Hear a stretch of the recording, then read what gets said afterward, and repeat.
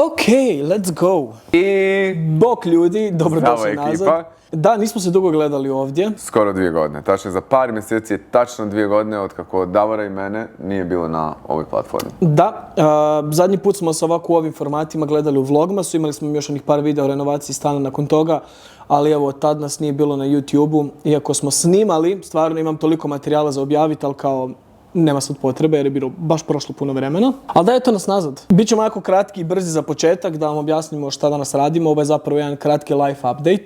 Da vidite i čujete gdje smo, šta smo, kako smo i nekako... I šta radimo? Da vam se javimo, da znate da smo živi i da nam ide iskreno bolje nego ikad, tako da mislim da smo baš thriving, spremamo se za naše godišnje putovanje i eto, odlučili smo se vratiti ovdje i sa vama podijeliti gdje smo bili, što smo radili. Ja ne znam uopće odakle kako bi počeli ovaj video i svašta nešto se dešavalo. Prije ovog videa mi smo snimili, mogu reći, 2 videa koja su bila od jako velike važnosti, čak su prošli neku pravnu obradu, pregledali su i naši advokati, odvjetnici, kako god hoćete, naš pravni tim, da bi se mi na posljedku, odnosno na kraju, odlučili da niti jedan od tih videa neće ići vani, jer bi na neki način poljuljao i nekako degradirao naše ličnosti i sve ono što mi jesmo. I to je ono što smo se u suštini trudili nekako zaštititi ove 2 godine, naše poslovne partnere, prijatelje, porodicu, naravno i vas pratitelje donekle svih tih priča koje su neistina, laž ili polutačna istina. I nije bilo lagano, stvarno nije bilo lagano, prošli smo na jako težak period. Ne, stvarno, za zadnje 2 godine koliko se nismo gledali ovdje i koliko ste nas manje i puno filtriranije gledali kroz Instagram i druge platforme, stvarno prolazili smo svašta, stvari o kojima stvarno ne bi nikome htio da im se to desi, pogotovo ne od strane jako bliskih ljudi sa kojima su doslovno dijelili prostor, koji su s nama do tada sjedili ovdje, putovali, prolazili najmoguće intimnije trenutke, vjenčanja, porode, da ne nabrajam. Nikad u životu ne možeš očekivati da će se nešto tako desiti, da će doći u situaciju, poziciju koju mi jesmo. I to sve zbog par bezazlenih komentara. Sve je počelo prije neke 2 godine, odmah nakon tih posljednjih vlogmasa. Mi smo primijetili u društvu neke promjene i probleme. Neki nama bliski ljudi, članovi naše obitelji, su nam rekli da su čuli neke priče koje su onako jako intimne i nisu za komuniciranje s drugim ljudima, nisu za komuniciranje javno, jer mi to ne želimo komunicirati javno.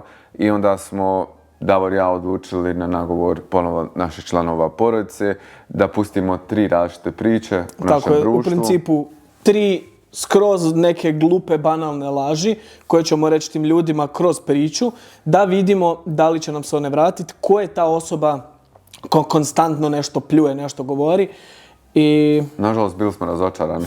Priče od tih ljudi su se nama, sve 3 priče su se vratile nama, ponovo od nekih 3. 4. ljudi, što je jako tužno i poražavajuće. Naravno, te priče koje smo mi izmislili su bile laž, tako da bi mi znali kome i šta smo rekli. Da ne bi previše filozofirali, od tog trenutka se Davor i ja nekako distanciramo od svih ljudi i ti ljudi su to od nas, jer su shvatili i oni gdje, šta i kakva je situacija. To sve traje do nekih 8-9 mjeseci. Pa tako, to je trajalo jedno, 8-9 mjeseci, znači od kraja godine pa u tamo negdje 8. mjesec 2023. Mislim nije nego je. U 8. mjesec 2023.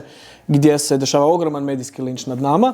Prije tog medijskog linča se desilo isto tako nešto što je privatno. Ja sam naime na Close Friends stavio par storija, dodao sebe bliske ljude i rekao ako mi se vi ne javite, ne kažete mi gdje je problem, ja ću javno izaći sa svim našim screenshotovima, konverzacijama i ostalo, jer jako lagano je nekoga optužiti i dati mu epitet negativca i lošeg čovjeka ako uzmete intimne i privatne poruke i te poruke i te odnose dijelite javno. Da, a jako je bitno naglasiti da mi ni u jednom trenutku nismo nigdje javno želi o ničemu razgovarati, već smo pokušavali više puta sa pojedincima koji su stvarno bili glavni akteri svega toga, razgovarali i prilazili na način, ne daj mi molim te reci gdje je problem. gdje su oni svi govorili joj, ma ne znam, pitaj njih, ja kao okej, ko su oni, jer koga god pitam, sve netko drugi nešto ima za reći, a nama niko ništa ne govori, što znači da je jedna osoba sve nekako vrtila u krug, posvađala nas sa puno ljudi i danas ne znamo kojeg razloga, ali eto, mi smo ispali... Donekle smo i svjesni tog razloga, neke privatne stvari koje smo komunicirali u društvu su izašle izvan društva. Naravno, ako sam ja uspio reći nešto loše za nekog ili prokomentirati nešto loše, svi ljudi koji su tu sjedili sa mnom su najvjerojatnije dijelili moje mišljenje, isto komentirali. Međutim, oni su se izvukli s tih priča, Davor i ja smo ispali najgori, što mi je opet u potpunosti okej. Mislim, svi mi u nekako užem krugu naših prijatelja komentiramo stvari koje ne bismo komentirali javno niti sa nekim drugim i ono što je stvarno jedina istina u svemu tome je da smo mi jedine komentare koje smo takve davali isključivo u krugu naših prijatelja. Da, i onda je tu nastao taj neki linč nad nama bez da se izgovore naše imena i prezimena. Jako je jednostavno i jako bilo kojem laiku može biti jasno da neizgovaranjem imena ostavljate potencijalnim lažima, notornim lažima i neistinama da se šire društvenim mrežama, da napravite od nekog zlikovca, lošeg čovjeka i sve ostalo. To smo na posljedku Davor i ja i ispali iz svih tih priča. U te priče storija gdje mi ponovo ne znamo da li su ti storiji bili upućeni nama. Nakon ovog videa, ako se bilo ko oglasi javno, da ćemo znati da su bili upućeni nama kako bi mi mogli ući u neke ozbiljnije pravne procedure, jer, kao što sam već rekao, neizgovaranjem imena i prezimena, ako niste pokazali tačno na koga mislite, ja s druge strane nemam pravo na bilo kakvu ozbiljniju tužbu. Sem onih stvari na koje smo imali pravo, a to su tužbe za intelektualno vlasništvo i još neke tako sitnice koje su materijalne i nama nisu bile bitne, ni danas nam nisu bitne. Možda nema pas ni za što da nas ujede, ali smo ostali svoji i dalje smo svoji. Mi smo generalno, kad se sve to dešavalo, čuli jako puno stvari izrečenih za nas dvoje koje su prvo presmiješne. Kad neko to čuje i neko ti to kaže ko je s nama bio jako blizak, to vama zvuči kao to je istina, idemo mi požuriti i napast te ljude i mi smo u roku od 24 do 48 sati primili preko 1000 prijetnji smrću, ružnih komentara i to su sve naravno prijavili nadležnim institucijama koje zbog kako je zakon uređen o internetu, internet nasilju i slično, nažalost nisu mogli poduzeti puno. Iskreno, tu je Hrvatska možda malo naprednija sa svojim portalima i sa generalno cijelim tim pravosuđem da se to moglo sve prijaviti, no ni tu nismo mogli daleko doći s obzirom da su to sve anonimusi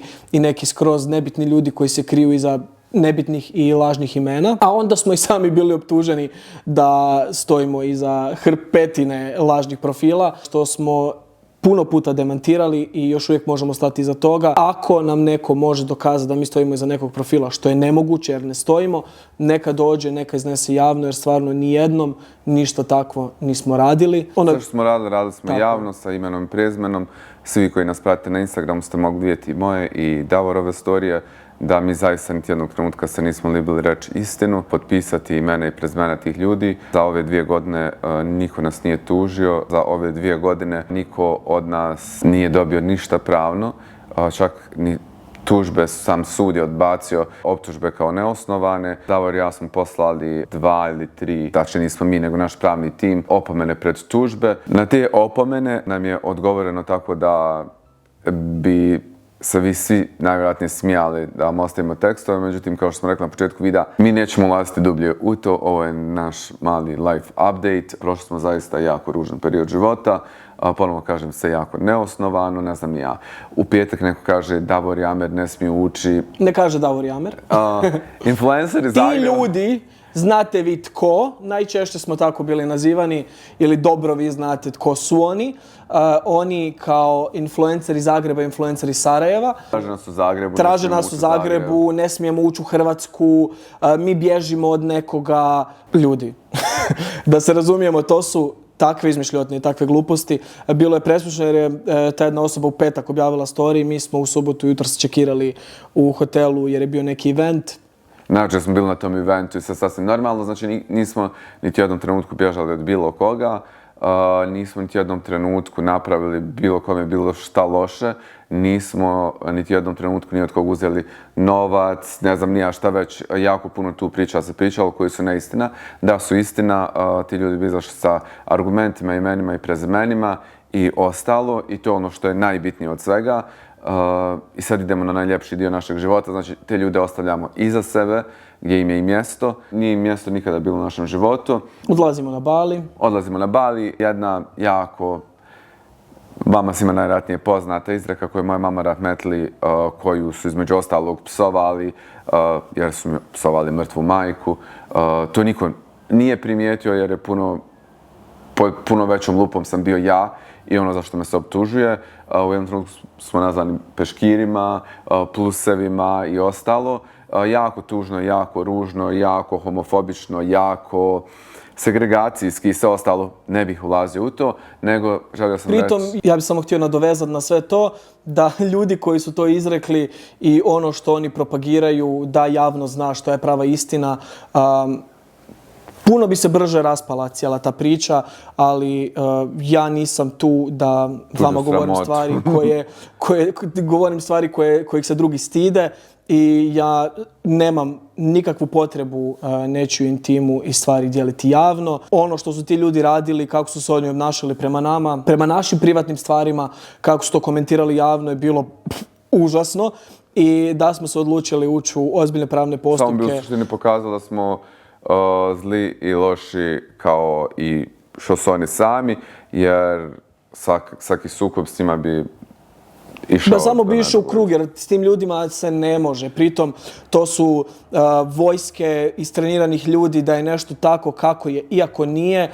I sad ta osoba da kaže nebo je crveno, svi će izaći van, gledat će u plavo nebo i reći kako lijepo crveno nebo. I davno smo naučili da su ljudi ovce. I da se im možeš išati koliko hoćeš. Tako je i to je to. Mi jednostavno nismo dio te priče, ne dolazimo iz te priče. Pošao sam reći da moja mama imala jednu izreku koju ću sad spomenuti, a najvjerojatnije svi znate. Pomozi sirotu na svoju sramotu. Tako je bilo sa mnom, s Davorom. Mi smo samo željeli pomoći. Ono što je jako bitno napomenuti da sam ja prošao jedan jako ružan dio svog života, možda i najgori ikad. Po prvi put sam bio na terapiji, po prvi put sam išao psihijatrima, terapeutima i ono što je najgore, sudskim vještacima, jer smo Davor i ja bili u ozbiljnim parničnim postupcima protiv ljudi koji nam nažalost nisu izgovorili imena. Bilo bi super da jesu. Bilo bi super da hoće. Da, ako se nakon ovog videa neko oglasi povodom ovog videa, to će biti direktan dokaz i onda mi možemo krenuti dalje u proceduru. Još jednom podvlačim, trebate znati da nas niko nije tužio, da su sve tužbe protiv nas automatski odbačene, da se čak nismo mogli pokrenuti parnice. Pritom ljudi su spominjali javno neke datume i to. Nama su se ljudi javljali kao kako je prošlo, šta je prošlo? Nije bilo nikakvih parnica, nije bilo nikakvih tužbi. Jedino što jeste bila Davorova i moja. Znači, mi čak nismo dali ni opomenu pred tužbu, odnosno jesmo jednu. Jesmo jednu. Da. Neosnovanu. Neosnovanu, koja je automatski odbačena. Poslije toga, tačnije u tom istom periodu smo mi poslali dvije. Jedna nije preuzeta, druga je preuzeta i u toj drugoj je bila opomena pred tužbu za intelektualno vlasništvo i za klevetu, nanošenje emocionalne boli i sve ostalo. Naravno, ja vam ponovo kažem, ja sam imao kompletan pravni tim i Davor i ja iza sebe, sudske vještake i moje stanje i ono što sam ja prošao je crno na bijelo. Zatvaramo ovo i idemo na ljepše stvari. Tako je. Uglavnom, nažalost ćemo se morati još jednom malo vratiti, ali uglavnom onda smo otišli na Bali. Znate da je Bali nama raj na zemlji, da je ono mjesto gdje se stvarno vraćamo rado svake godine i da za ono što cijele godine radimo je za to da odemo na Bali kad nastupi zima. I isto tako kako se i sad spremamo, tako smo se i prošle godine spremali da odemo na Bali, otišli na Bali. Bivali tamo skoro 2 mjeseca u raju, ne razmišljajući ni o kome, ne dirajući nikoga. Znači, sve divno, krasno, dok jedna osoba nije odlučila ponovo nešto i ode.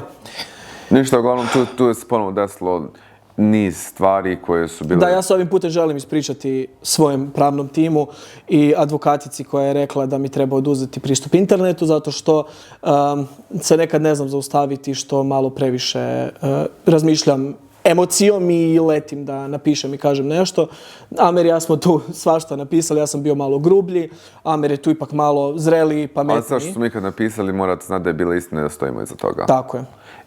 S druge strane, onda smo se mi vratili iz Balija, ja sam krenuo kod terapeuta, naravno ponovo to sve nastiglo, ponovo sudski vještaci, ponovo psihijatar, ponovo terapija i nakon jedne seanse Davor i ja smo otišli s društvom na piće. Nakon pića sa društvom smo šetali s tim istim društvom prema doma. I znaš kako scrollaš Instagram pa ti na homepage-u izađu ti ljudi s kojima se i dalje pratiš i ne znaš zašto se pratiš jer niti si lajkate, niti ništa, samo ih vidiš, samo ti se gade još više i kao ne znaš šta ćeš. Tu sam ja donio jednu jako bitnu odluku koja je znači bila i nakon razgovora s terapeutom i s društvom da blokiram se ljude koji me smetaju, koji me iritiraju. To je bilo kompletno naše društvo i ja sam u tom trenutku blokirao preko 20 ljudi, od kojih su neki bili moji poslovni saradnici. Ja mislim da je bilo skoro i 50 ljudi, s obzirom da je tu bilo ljudi koje smo znali zbog tih ljudi, bilo je ljudi s kojima smo se nekad družili, koji su... Uglavnom, ono što je jako bitno, znači, do tog trenutka su nas svi pratili, mi smo bili ti koji smo blokirali te ljude. Možda smo sa tim svojim činom dodali još malo ulja na vatru javnosti, jer su nas svi vidjeli da smo mi se otpratili. Plus, a nismo svi se ti otpratili, ljudi... nego smo mi sve te ljude blokirali iz razloga jer jednostavno nismo mogli podnijeti pritisak priče.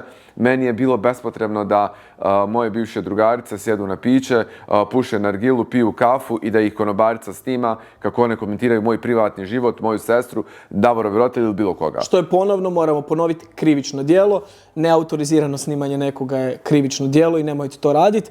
Ali ova djevojka je to radila da bi nama pokazala ko su nama bili prijatelji. Pritom... To je bila samo konobarca, moramo biti jasno. Znači, to nije bio niko nama blizak. To je bila jedna moja pratiteljica koja je između ostalog konobarca u kafiću. Znala je da neću vjerovati kad mi tako nešto kaže. Poslala mi je audio zapis. I to su bile neke stvari koje su samo gomilale. U tom trenutku nama, ljudi s kojima mi nismo dobri, šalju inspekcije, šalju nam porezne i šalju sve što su mogli poslati. To je bilo preko nekih 150-160 prijava, što je užasno i nepodnošljivo. U jednom trenutku nama čak dolazi porezna u kancelarije i kući, izuzimaju dokumentaciju, što skroz normalno provjeravaju. Hvala Bogu, evo ko što vidite, tu smo, sve je u redu, sve se super završilo koliko toliko. I kao i u svakom drugom poslovanju, tako i kod nas bilo je par propusta koji su, kao što možete vidjeti, riješeni. Dobro, ja smo dobro.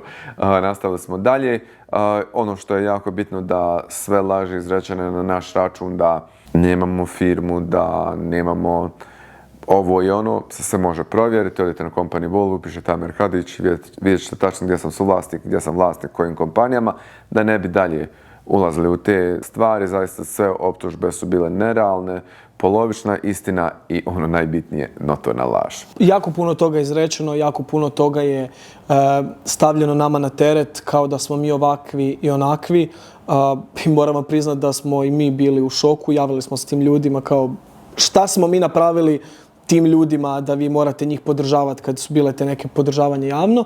Bili su prisiljeni. I svi ljudi su nam napisali da su bili prisiljeni jer obećanje je dug, oni su se nekad svi zajedno dogovorili da će stati na nečiju stranu i kao eto morali su podržati tu osobu iako nisu htjeli.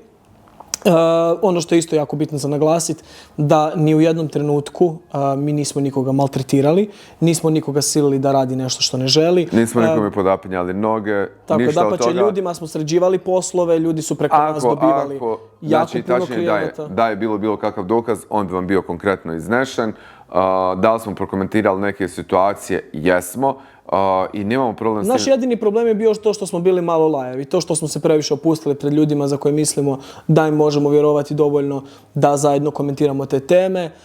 Nekako svi smo imali ista iskustva i opustili smo se pred tim ljudima i zajedno sa njima smo komentirali to, no oni su u jednom momentu kad se ta osoba njima povjerila ili šta god kako je to već išlo, jer mi ne znamo apsolutno ništa, ni dan danas nismo saznali koji je razlog svega toga, je samo da su te osobe u tom momentu rekle šta smo mi govorili i to je to. Znači, ni u jednom momentu nikad nismo radili niti javni atak. Mi dalje ne znamo da li su te optužbe bile upućene nama. Tako je. Mi nemamo potvrdu da li su bile upućene nama i da li se odnosile na nas, jer naše imena nisu izrečena. Tako je. Jedino gdje smo se mi pronašli, tamo gdje su nas pronašle i sve osobe, uključujući i medije i sve žive i Mi nežive. smo samo pronalaze u tim pričama u smislu da... Mi smo influenceri Zagreb i Sarajevo. Da neko targetira na nas, mi smo peškiri, neko im psuje mrtvu majku i ostalo. No dobro, tu smo znali jer je bio odgovor direktan na tvoj story. Da, tako da to smo prijavili naravno u Hrvatskoj, tužilaštvo radi na tome.